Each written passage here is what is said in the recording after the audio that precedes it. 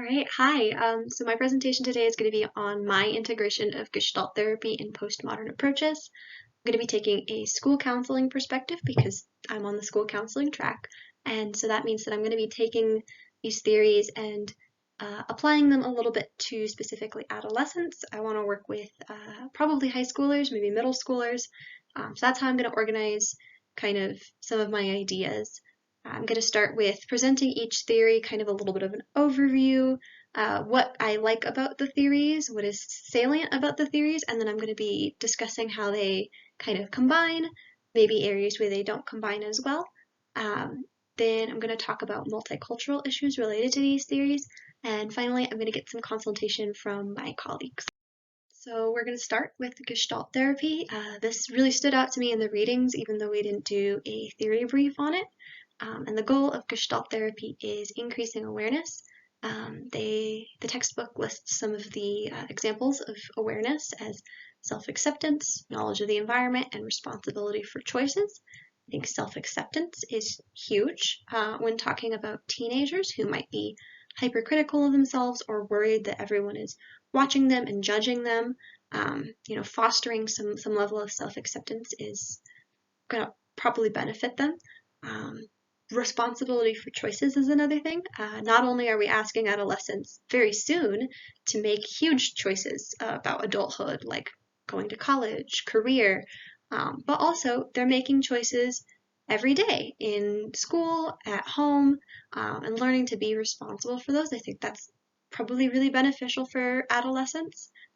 And I hope then, for their sense of autonomy and ability in their own lives. The knowing of Gestalt therapy is that organisms have the capacity for self-regulation, and that one of the root causes of problems is disturbed equilibrium, the interruptions, disturbances, resistances that they talked about in the textbook, and another potential root cause of problems is that lots of stuff is occurring at the point of contact between the individual and the environment.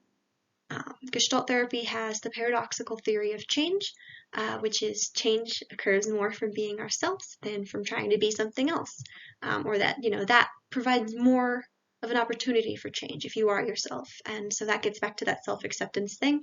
The doing of Gestalt therapy is contact and the now, bringing everything into the present.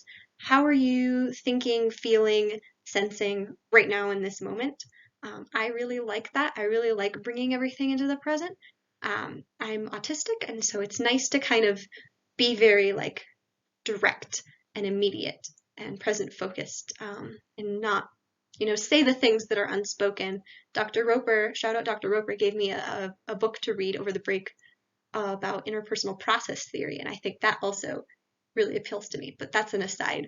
The textbook that we had for class talks a little bit about experiencing or sitting in impasse. Gestalt therapy is dialogic, and clients are viewed as active participants, not just in the therapy process, but in their own lives. A big part of this therapy is experiments and exercises, which I think, have the potential to be really cool. And I would acknowledge that some teenagers might feel a little weird or self-conscious about me just being like, yeah, talk to this empty chair. So it might need to be tailored a little more to adolescents. I guess I could do some playing around with that or look in some research with that. Confrontation is a big thing in Gestalt therapy. I found that I actually really like confrontation. And I think done well, it's this acknowledgement of client agency and ability. I think you can do this. I think you can think about this. I am trusting in you to be, metacognitive and make choices and pay attention. You've got this. And it also has the potential to come across as judgmental if not done well. And because teenagers are potentially a little more reactive to criticism and judgment or perceived judgment, I want to be really careful and make sure that they don't feel like I'm judging them. The being is, first, field theory, that the organism must be seen in the environment, in the context of the environment. I like that. I like considering environmental factors. And we see adolescence in one specific context or environment, there's a lot of others, and there's also a lot of social factors, parental stuff. They might not necessarily have control over everything in their lives because, they're teenagers and they're also people. So considering the environment, I really like that. And then the I-thou relationship, this immediacy, this presence, this being with in the now. I'm a huge fan of that, and I think teenagers will benefit from that because, they maybe don't have a chance to just kind of sit in it or really just be like listened to always. They may feel rushed, they may feel frequently told what to do or pushed around. Um, so I really like that component of Gestalt therapy. I think this would be in these two integrated theories, the primary theory. And then I would be kind of adding in the postmodern approaches. So the goal of postmodern approaches is clarity and flexibility, and by that I mean clarity on like what's going on in your own head, what kind of, broad generalizations are you making, and, clarity in your goals and what you would like to do or where you'd like to be. And then flexibility, you know, taking these big, broad generalizations and these rules and thinking about exceptions to the problem. Um, this theory is big on setting and meeting goals, and this is where I think it pairs really nicely with Gestalt therapy. Being in the present is really cool, and I like it a lot. And in an educational environment, working with adolescents, there are going to be goals. It's kind of hard to avoid goals, and it would be probably, I think, it would do a disservice to adolescents not to talk at all about the future, especially as they're like transitioning into potentially adulthood.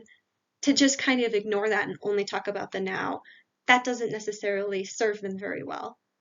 So the knowing is thinking about this like rigidity and stuckness that we can get in, and the postmodern therapist will then ask you to consider exceptions to kind of get unstuck, to make you think, oh, well, maybe that is an absolute.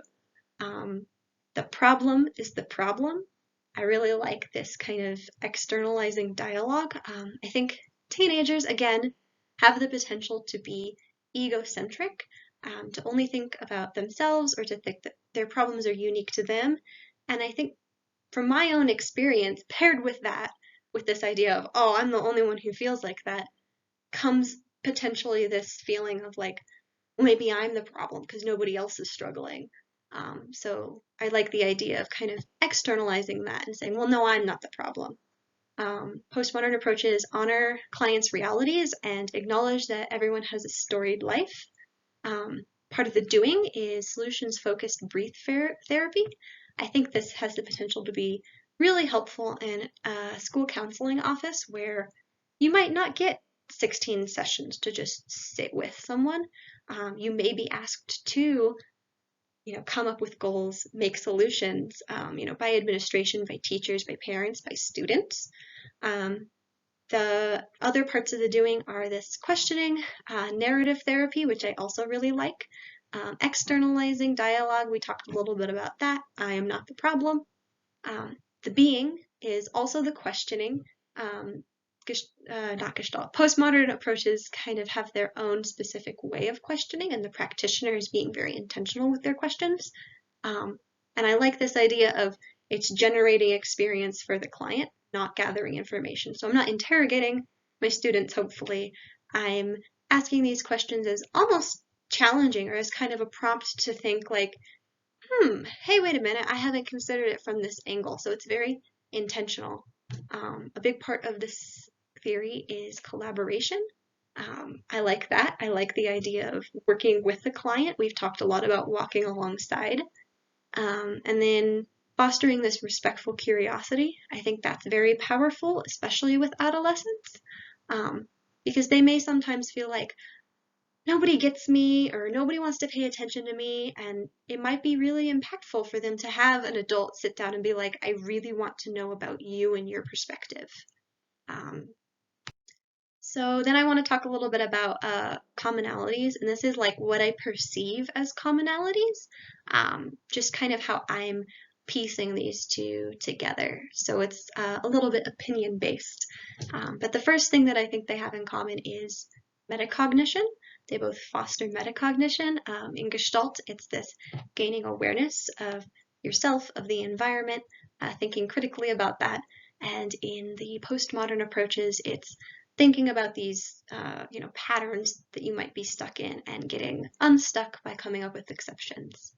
The conceptualization of the client is very similar in both of these approaches. The client is considered capable and active in their own lives. They have agency. They're the leader on, what is going to happen. I think these both have a focus on the present, Gestalt for sure, and postmodern approaches adds a little bit of future. And I've talked a little bit about how that kind of supplements Gestalt because the future is kind of important, I feel like, especially working with adolescents. They both really focus on perspective. In Gestalt therapy, it's what is salient to the client on this field, what stands out to them. And in the postmodern approaches, it's kind of being really curious and looking through the client's lens. They both lean heavily into skills, which is something that I really appreciate. One of my goals is to be very present and use all of my skills. And I think they go a little beyond just the basic skills. Gestalt therapy really emphasizes challenging and being very direct about the challenging. And then the postmodern approaches, their system of questioning goes beyond just kind of some of the questioning skills we learned in foundations. And it's, they really make it their own and have like a way of asking questions that's super intentional. And then the last similarity is the talking it out. There's a big language focus, I think, in both of these theories. Gestalt therapy is dialogic. Postmodern approaches has narrative therapy. From my point of view, the way that I was conceptualizing this at least, I think that narrative therapy is dialogic. Like, what is a narrative if not a dialogue with yourself or with the audience of that narrative? And the next slide that we're going into is someone's paper that I read that disagrees. So we'll see about that. So yeah, we're going to skip right down to the methodology of dialogue. This author that I was reading her paper, she argues that postmodern approaches are not dialogic and that they have the capacity to sometimes borrow like a concept of dialogue from other disciplines, but they're not inherently dialogic. And she says maybe they can borrow from linguistics, and she cites specifically Vygotsky. And I think that's really interesting. And the reason why is kind of an aside, so sorry about that. But before doing this presentation, before even really thinking about postmodern approaches, I had actually been reading Vygotsky's Mind and Society about, language, sociocultural learning theory, all that interesting stuff. And I was actually thinking, hey, maybe this pairs really well with my interests or with Gestalt therapy. So in my mind, I'm thinking, maybe these are all connected. And I don't know if there's the literature to support either way, and I'm not entirely certain. I might need to do more research. But Dr. Kunzli is a clinical psychologist, so I'm assuming she knows her stuff. Her paper was really interesting, and she first says that postmodern therapists should have a good working knowledge of other theories, which supports the idea that postmodern approaches are integrative. She lists all these differences and similarities, and I think that the differences accentuate the compatibility of these things. I think if they were so similar, then, it would be kind of redundant to integrate them. But again, as I had kind of mentioned before, I really like Gestalt therapy, and I think postmodern approaches has the capacity or the ability to kind of fill in the gaps of Gestalt and make it really more serviceable for me and for my students. Some of the similarities she mentioned are that they both believe in respect and curiosity. They're both process therapies, and they both are, really interested in the uniqueness of each individual's experience. Some of the differences she mentions is, again, that future versus future present focus. And she also says that postmodern approaches are focused on change, whereas Gestalt therapies are focused on growth. And to me, there's kind of a parallel between those two ideas, because in my thinking, change is kind of future oriented. There is a goal of like what you change into, and growth is a little more present. There's not, maybe a goal, but you're sitting there and you're growing, like a plant is growing. So again, change and growth, future, present. In my head, at least, it's kind of this idea of like the journey versus the destination. And I think that those complement each other. And then finally, she argues that Gestalt therapy, or really any therapy, can be brought into the postmodern era, because postmodern isn't necessarily like a theory as much as it is a time period that we are in, and these theories are a byproduct of the time. So I thought that was kind of interesting. So how are we putting it all together?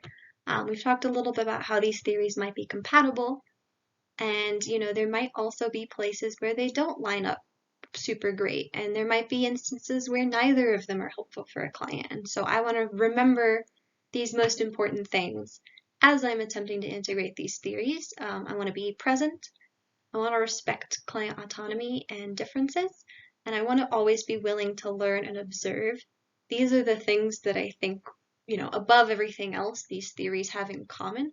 And so as long as I'm sticking to this, I think I can handle what's coming my way, even if theory doesn't quite, have like a solution for what's coming up. Moving on to some multicultural issues from each of these theories. I think some of the strengths mentioned in the textbook are postmodern approaches have this idea of social constructivism. There's no objective truth or objective reality, and that's really powerful when considering everyone sees the world differently. And to kind of say, oh yeah, there's a right way of doing things, I think that right way is almost always going to have its roots in, colonialism, or at least the counselor's background. And so, kind of breaking away from that and saying like, yeah, there is no right way. That's a definite strength. Narrative therapy always considers the context of narratives. And similarly, we get back to field theory. Gestalt therapy says you have to see the organism in the context of the environment. So again, we're considering the environment. And I really like that because, you can get into like all these like intellectual theories all you want and try to apply them to a client. If you're not considering, the environment, these external factors that are affecting them, you're probably not going to be very effective. So I like that a lot. The chapter on Gestalt therapy in like the strengths and limitations section, it really focuses on making sure that Gestalt therapy is done well and that it's implemented strategically. I think trying to kind of like blanket apply these interventions to students just like at will is probably not going to be effective, and potentially has the potential to be has the potential to be harmful in some cases. So I want to make sure again that I'm being very flexible in how I'm applying these approaches, and make sure to really tailor things to the specific strengths and needs of each student. The last thing, I believe it was in the limitations section for postmodern approaches, they talk about how some cultures really value having an expert. And so distancing yourself from the expert, saying, hey, you're the expert in your own life, we're getting through this together. To some clients, this may, make them hesitant to trust you, or they may discount what you are saying to them as like, well, it might discredit what you're saying. I thought that was really interesting. I think also in schools, students are really used to having this expert that tells them what to do. And so at the very least, it might be kind of weird and strange to some students that, suddenly you're saying like, yeah, you're the expert, you're in the driver's seat. So just being mindful of that, not necessarily jumping right in always. It could be helpful to kind of ease students into that dynamic. And yeah. So yeah, that is most of my presentation. And my question for my colleagues is, how can I tailor Gestalt therapy to a high school setting? Um, I floated some suggestions in the presentation, some kind of hypotheticals, and those are just my opinions. So I am interested in hearing other people's opinions. There is, I want to say, very little literature and research into Gestalt therapy being applied to teenagers, to high schoolers and middle schoolers. Um, and I'm not sure if that comes from, you know, experts being like, yeah, that's not going to work, or if this is a potential area for more research and investigation, in which case I'm excited to maybe do some of that. I did find one paper on Gestalt group therapy being used with adolescents to reduce procrastination to some success. So that's one thing, it's in my citations. And then I am waiting on one other paper from CSU library doesn't have access to it. And so I have emailed the author directly, and if he sends me a PDF and like comes in clutch, I might have more to add to this presentation, but I don't think this is going to come in time. So I think that's maybe the end.